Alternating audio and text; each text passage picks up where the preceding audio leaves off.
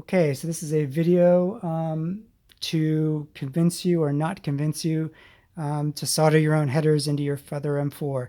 If you're on the fence about this, watch the video as long as you can stomach it to decide whether you want to do this yourself or not, or if you want to get help. So I realize everybody has different levels of soldering expertise. It's my experience that most people at this point don't have much soldering expertise. So my gut reaction would be to tell you to get help, possibly either from me, a TA, another student who actually does have good soldering skills, or a friend, or somebody who works in the electronic industry. You can get them to solder them up for you. So there are multiple things to go wrong, which is the reason why this is not just a simple 2-minute video of me showing you how to solder 28 pins into a board and saying, voila, we're done. You're all ready to go. Congratulations. So there's a lot of things that can go wrong here, and let's just start going through them. And if I scare you into not wanting to do this yourself, you can probably rest assured that you're making the right decision, because there's a lot of ways this can go wrong, and you don't want to be messing up too many $30 boards, not to mention the extra time it's going to take to acquire another board. So let's start. So the first thing is, when you receive your board from Adafruit, it's going to come in a plastic pink translucent bag containing the board and two 16-pin headers. What you need to do is you need to snap the header from the 16-pin segment into a 12-pin segment, and the other 4-pin piece you're going to end up throwing away. So if you've got a pair of diagonal cutters, that's great. You can just go in there and address the joint that you need to snip and snip away. If you've got a decent pair of shear slash scissors that you can get in there and make a good cut, then go ahead and do that. If you're good and you've actually got some semblance of thumbnails, you can take 1 or 2 thumbnails, stick them in the joint that you want to snap it at, use them as a fulcrum, and then snap it that way. Or you can use one thumbnail and, say, a pair of pliers. These aren't pliers, but you can come in from the end, and using your fingernail as a cut point, you could snap it there, and you're probably going to be just fine. Do try and get that right the first time, because if you end up with a connector, once you snap it off, say if instead of trying to snap off 4 pins that it came out and you snapped off 6, you're going to end up with a 10-pin piece and a 6-pin piece. And what you need is a 12-pin piece. So you're resigned to the fact that you've got a 10-pin piece and you need to take 2 more pins off of this. That's not the problem. The problem is that now you've got a 10-pin and a 2-pin piece, and you're going to need to solder those in snugly, side by side, all aligned properly, so that when you do solder them into the board, that they're going to not look like a person who's got punched in the mouth and have their teeth all pointing in the wonky directions. You're going to want to have them all be parallel in both the X and the Y axes, such that you can easily stick the resulting breadboard PCB into the breadboard for use the rest of the semester. And if you've got multiple pieces that you're trying to solder in next to each other, it can be really tricky. So do your best to avoid snapping the connectors off in the wrong place. So these are designed to be snapped off. If you look them up in a catalog, they're usually called snap off or snap to fit male 1/10 inch headers. If you do snap yours off in the wrong place and you don't want to try and deal with basically splicing them back together again, you may be able to get an extra run of headers in the lab, if you can get access to the lab on campus in a reasonable time frame. If not, then you might start want to ask it around for help or guidance as to how you remedy a bunch of snap header segments that are too short for soldering into your board. Because if you're not an expert solderer, then you may not want to continue on your own. So assuming you get your headers snapped off, the next task is soldering them into your board. But before we do that, you want to make sure that your board works before you solder it, because especially if you're not great at soldering, there is a chance you could ruin your board in the process of soldering it. So one thing I always recommend is, if you want to take the question as to whether your soldering was what ruined the board or not, my recommendation is to get your USB cable, plug it into your computer so that it's providing power, and test the board before you even start soldering it. So always hold the PCB by the side. You don't want to get your finger oil and stuff on it, and plug it in. And if the board comes up such that you see any activity on this big LED, your board is actually functioning properly. What you don't want to see is you don't want to see just this little yellow LED flashing here. A board that doesn't work will either have this light on solid or on flickering and no activity on this big LED. So this big LED can be green or it can be red, depends exactly what state it was when it was delivered. But as long as you see activity on this, you're fine. What can happen is sometimes maybe the first time you plug it in, only this yellow one will be flashing. So if that's the case, then just unplug it and plug it back in again and give it, 2 or 3 tries. And as long as you can get this to pulsate like this, like I said, red or green, then you're just fine. If you can never get any activity on this LED and you've tried to plug the connector in 4 or 5 times, you probably have a board that's non-booting, and you need to contact support at Adafruit to talk to them about exchanging your board. So unfortunately, I know firsthand that this is the case. The first couple, roughly 100 board batches that I got, I had about a 3% failure rate. So say I was to have bought a batch of 100 boards, I would test them and I'd get 97 working boards and 3 boards that didn't work. And for the first couple large batches of boards, it was about 3% each time. So I did that happened to me for the first 2 or 3 batches. The most recent batch that I bought, I think at the beginning of this year, 2020, that batch of roughly 100 boards was, they all functioned perfectly. So that was a good thing. So what I did after the first batch was to videotape me opening up every bag under the video camera and testing each one of my 60 to 110 boards. And that way I kind of had proof that, hey, listen, these things came out of the bag and they didn't work, in case anybody at support questioned whether it was your soldering that ruined it or not. So support is usually very good about believing the customer is always right, and they usually do a pretty good job of doing the right thing. So once you've tested your board, you know that if it doesn't boot after you solder it, that you actually did it, and it's up to you as to whether you want to lie to them and tell them, oh, I don't know what happened, knowing darn well that you are the one that did it. So that's up to you. I'll leave that for you to decide. So once you've got a board that works and you've got your header snapped in the right place, the only remaining task is figuring out how you're going to get these things soldered. So assuming you have a soldering iron, I hope that goes without saying, the real task is getting the headers soldered in so that they are oriented properly in the board. So the one big mistake, I've seen it done by at least one student, is they weren't paying attention and they soldered their headers in upside down, such that it couldn't be inserted into the solderless breadboard, which is pretty much the only way that you can use it in this class for the rest of the semester. So if you solder the headers in upside down, you are pretty much resigned to, I don't want to say throwing that board out, but getting another one and doing it right the next time. So don't do that. So this is the top side of the board. There's no action besides nice printing on the bottom side of the board. There's no components or anything. So the top side board is where all the action is, and the headers are asymmetrical when you see them. The short side is the part that actually goes through the printed circuit board.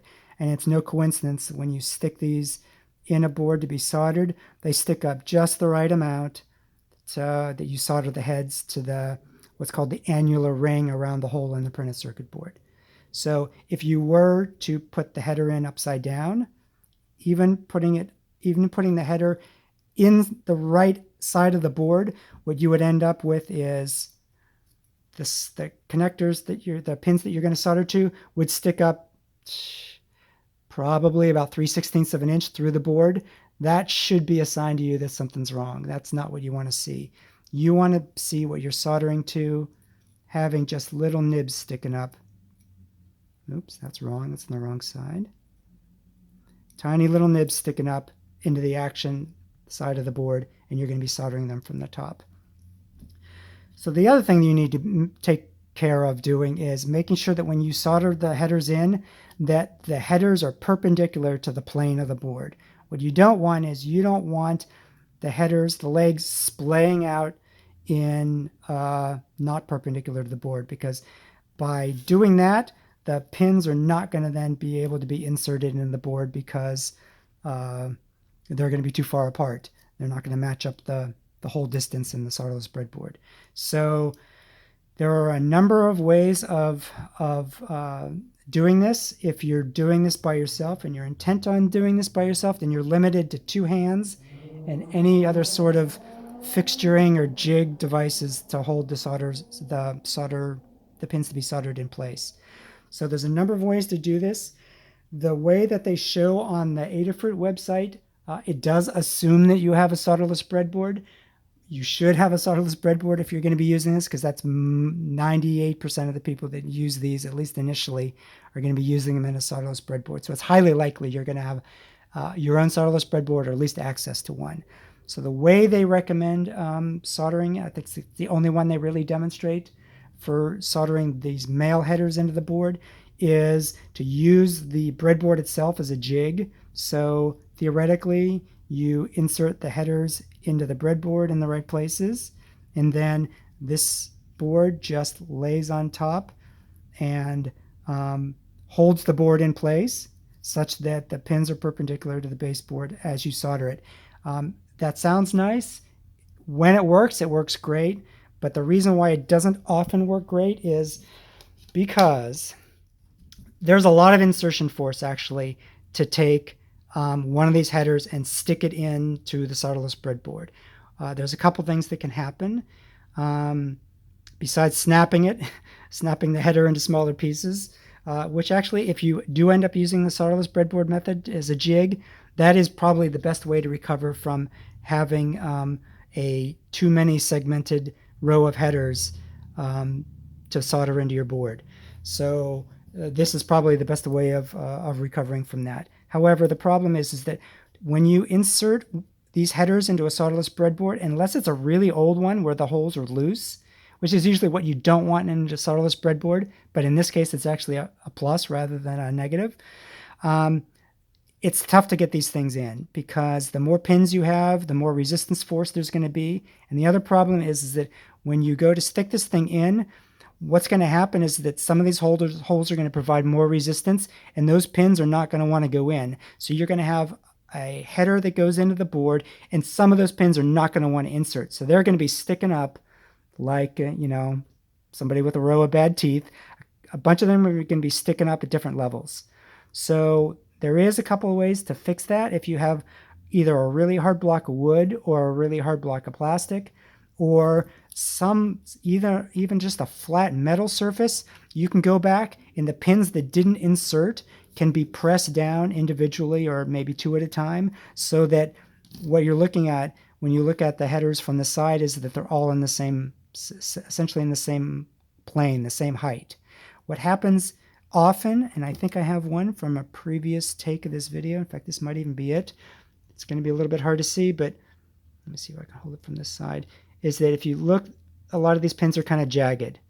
So this is not the worst they'll ever be. They can be a lot worse. In fact, sometimes you may plug one in and one pin will refuse to go in and it'll almost pop out the top. I guess if you did it really badly, it would pop all the way out the top. They can actually be stuck back in the thermoplastic, but once you start taking individual pins out, it's a lot easier to bend them in any direction trying to get them back in. So I guess my recommendation would be is if you want to try and use the solderless breadboard, take a really hard block of plastic or something and use it to provide even force along the length of the header so that all the pins go in all at the same time with the same amount of force, because you're going to be spreading all the force across the block, and they're all going to go in at the same depth. And you can do that for one, or you probably want to do this for each header individually. So that's one way to go about it. I don't have a piece of plastic that I use for that. I think at one point in time I did have a piece of hardwood. A softer piece of wood like poplar or pine probably wouldn't be good enough, because the metal pins, there's so much insertion force that the pins will just stick up into the wood, and the wood won't help you equalize the force across all the pins in the header. So it sounds nice, but in practice, that can be a lot of that can be problematic. So there's a couple of other ways of potentially doing this too. Is I have a pair of reverse clamp tweezers, which I got many years ago, and it was probably the best $7 or $8 investment I ever made. The reason why these things are so magical is once you release them, they hold the item in place. So the reason why this is so joyous is if you stick your header in, you open them up, you clamp them in the right place, you let them go, and it's holding the piece of work. So this is great because I can look at the header from the end and I can convince myself that, hey, this is nice and perpendicular. I can go ahead and solder this. So if I were doing this, I would lay this down gently so as to not knock the header around, and I would come in with my soldering iron, I'd solder one of these pins, and then I'd do the same thing for the other header on the other side. And then I would stop having one pin soldered on each side, and I would look at it and just confirm again that the headers are still perpendicular the way that I want them to be. And if they were, I would go ahead and I would solder the rest of the pins in. I would also take a look at the end to make sure that there's no kind of air gaps between the thermoplastic and the bottom side of the PCB, because the other thing you don't want to do is have the headers in like this. Obviously I'm exaggerating. I don't know if you can see this or not, but you don't want there to be any gaps of where the thermoplastic and the PCB meet, because you'll end up with a different set of problems when trying to insert the pins into the solderless breadboard. So that's another dimension in which you can, ruin the soldering process or ruin the board during soldering. So the reason why you typically only want to solder one pin in is it's easy to go back with a soldering iron and loosen one contact point with a soldering iron and adjust it a little bit, kind of maybe with your fingers or whatever under the board, and get it so that's perpendicular. If you can hold it long enough so that the solder joint cools, it'll hold it in place, and convince yourself that, hey, listen, I can work with that. It's perpendicular again. It's flush this way. I'm good to go. So if you solder more than one pin in and don't think to look, and then look and go, oh, rats, that isn't really acceptable, you definitely cannot easily recover from that situation. You have no way of being able to heat up all the pins and realigning them all, because you basically need to be able to loosen up all the solder joints in one shot, enough to be able to move the whole header around at the same time to reorient it. So typically, if you have the equipment, what you would do is you would use maybe a hot air gun, possibly, to try and heat up all the connections at the same time, and then hold it against the surface and kind of realign them. Let the solder joints freeze again, look at it, and do that until you get it right. The problem with even hot air is there's a lot of other components on this board that could be loosened with hot air. And if you blow one of those parts off, you've pretty much ruined the board in that fashion too. So unless you have got really good soldering skills, or somebody that has really good soldering skills to help you try and recover from a situation like that, just don't be in that situation in the first place. Don't get ahead of yourself. Always solder one connection. Stop, take a breather, take a look in both axes, make sure that everything's the way you want, and then you can go ahead and you can rip through the rest of the pins. And then you can do the same thing for the other header. So the two methods so far are reverse tweezers for holding your work together using the solderless breadboard. A third method is to use a piece of tape. So masking tape, cellophane tape or whatever, to hold the pins in perpendicular. So you would have to kind of have a bunch of slack in the tape and feed it into the corner, and then fold it around, making sure that the pins are perpendicular, and then adhering it to something on the top side, so that before you start to solder, you can confirm again that the headers are okay, gently lay it down, solder one pin in, look at it again, make sure it's okay. If not, you have to heat it up again and adjust the tape and then do it again. You can do it that way. So tape works okay. It can be a little finicky also. There's one other solution, and unless you happen to have the materials or are willing to run out to an art store like Michael's to get it, is there's this stuff called, it's like museum putty or artist putty or something. And it's meant for holding down items onto a table in like some presentation, such that they don't slide around on the table. So it provides enough sticky force that the piece of glass or piece of pottery or whatever, even in the case of an earthquake, won't come loose or slide around the table or fall off the table. So that's good. It tends to be very low residue, because if it's used with artwork, you don't want any residue on that type of putty messing up whatever object of art that you've got. So it does tend to be a very low residue putty. And I would only apply the putty on the bottom side, since there's less componentry on the bottom to get the putty gummed into. But it works pretty well. So artist putty, museum putty is another possibility. I think what they do in production, if they're soldering these things in sometimes, is in some processes, in high volume processes, they actually apply, and I don't know if they jet it on or if they dab it on or exactly how it gets done, but sometimes you can put a dab of glue and then stick the header on, and that'll keep the header in place, perhaps while it's even being soldered upside down.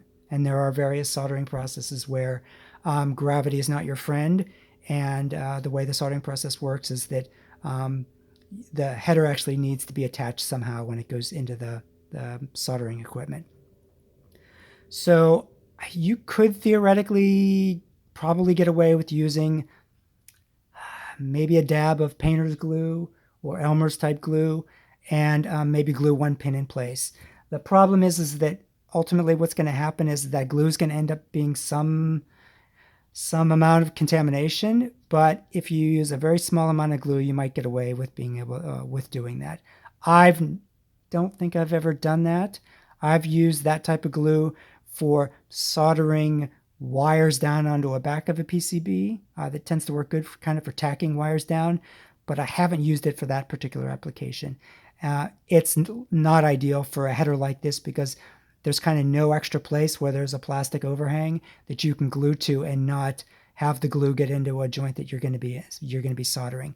So I don't think I would recommend that necessarily. So you may be asking, well, what do I do? Well, in a lot of cases, if I've only got one or two things to solder, I'll use my reverse tweezers. But what I did is I actually made a jig for just this purpose. So when I'm going through and I'm soldering 100 of these boards at a time, you don't ask how many hours that takes, but these are female headers, very similar to other products that accept these male headers that you'll learn about in the course of the semester. But I just stick my 16-pin header in there. I stick my 12-pin header in there. And then I just take my board and it just plops right on, and it's flush, no movement, no play. I'm good to go. So even if I made one of these for the lab, unless you're soldering in the lab, you might not have access to something like this. I will consider making one of these and leaving it in the lab for you guys to solder if you're going to be soldering there. I'll have to talk to the professor this semester and see about doing that. But if you don't see something like this, or if your TA says, no, I never heard of that, I never got one of those things for you guys to use, then you don't have access to something like this. But if you're doing a bunch of boards, this took just a couple of minutes to make.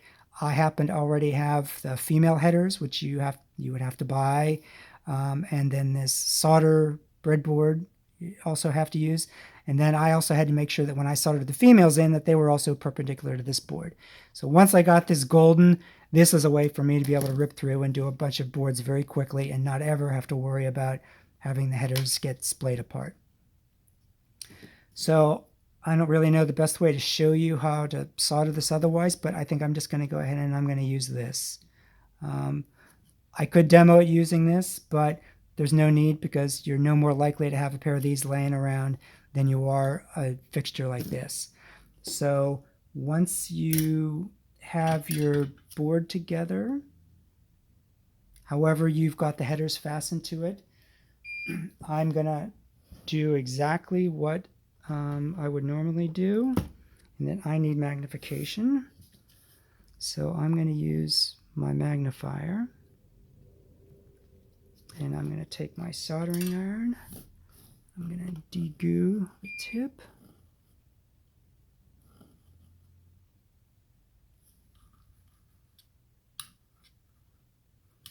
Okay. And I'm just going to solder one connection in. You know, frankly, I'm not sure. I can't see this. I can't do this in a way that both you and I can look at this at the same time. So I'm just going to take... So when soldering, so with this board, because it's got so many tiny components near where you're going to be soldering, if you're right-handed, align it so that the soldering iron comes in over the ocean rather than over land. Because even by having a hot soldering iron over one of these components, you can loosen it up. Just the residual heat from coming off the soldering iron is enough sometimes to loosen up some of these connectors, or these components that are already on the board. So always bring in the soldering iron over the ocean. And right, so heat the pin, solder, pin off. And I would maybe do that one on each side.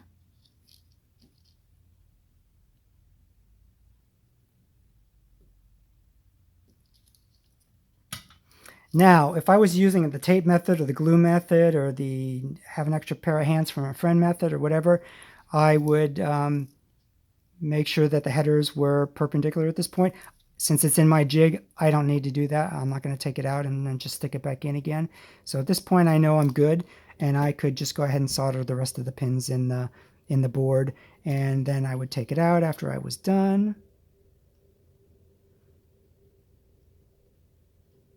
So never be in a hurry to take a board out of whatever's holding it, because if you take the board out with uneven force, it tends to come out this way or this way or this way or that way. So what I do is I just use I don't want to say tiny amounts of force, because it actually takes a fair amount of force, but my force is very reserved such that it never moves more than, say, a millimeter or so at a time as I'm pulling the board out.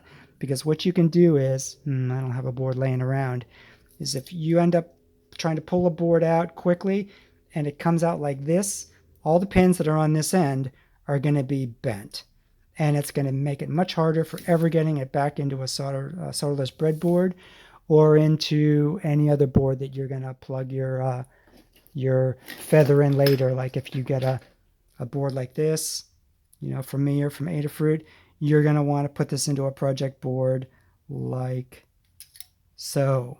And if any of these pins are bent, you're not going to be able to do that. So be very careful when removing a board, right? I always typically grab it from all four corners, and then I just wiggle it so that it would never move more than a millimeter or so at a time. And I always end up wanting to have the board release parallel to the plane of whatever I'm removing it from. And if you bend the pins up too many times, you can always kind of come back in with a pair of, say, needle nose pliers like this and straighten up any bent pins individually one at a time. But eventually the pins are going to end up, you know, looking like S's, or, you know, it's not going to be good. So every time you do an insertion into another board with pins that are wonky, it messes up both the pins and the female side that's receiving the pins. So that creates a lot more wear and tear. So that's really about it. I guess in summary, I would say test your board before you solder it. The last step would then be retest the board after you've got everything soldered and make sure it boots again. And if it does, then you're good to go. So in summary, optionally video testing the board the first time as you pull it out of the bag, you know, before it's unsealed, to show that the board's working properly before you start to play with it. Then figure out how you're going to jig the headers together. Snap the header off in the right place. Use whatever jig to jig up the headers to the board. Solder one pin at a time on each header. Review the board to make sure that the pins are perpendicular to the board. If they're not, then come back in to that one pin and loosen it up with a soldering iron. Do whatever you need to get it to be flush and perpendicular, and hold it long enough for the solder to solidify again. Look at it again and keep doing that until you get the header in a position that you can just go ahead and finish the board, and then retest when you're done. So that's it. If I have scared you into soldering your own board, then start asking around for help to get your board soldered. So typically in the past, I solder all the boards for the course. Maybe one or two ambitious students will solder their boards up themselves. In one case that I don't know if I mentioned earlier in this or not, one student soldered his headers in upside down so that the long part of the header stuck up, so that when it came time to stick the board into the sawdust breadboard, only the nubs were on the side that needed to go on the breadboard, and that's not enough to make a good connection into the sawdust breadboard. And it also precludes you from being able to stick the breadboard in the PCB in the other way either, because on the top side of the board is this fairly lofty battery connector. So this prevents you from being able to insert headers that are on top of the board if you were to try and stick it in upside down. So my suggestion to him was, the first one was, learn your lesson, buy another board and don't do it again. But the other suggestion to him was, if he knew he didn't ever really want to use the battery connector, he might be able to get away with just snipping it off with a pair of side cutters so that it wasn't the highest thing on the board, and hopefully the USB connector wasn't high enough to prevent him from sticking the board in upside down. So this is really an undesirable way of using the board, because all the good labeling is on the side that you can no longer see.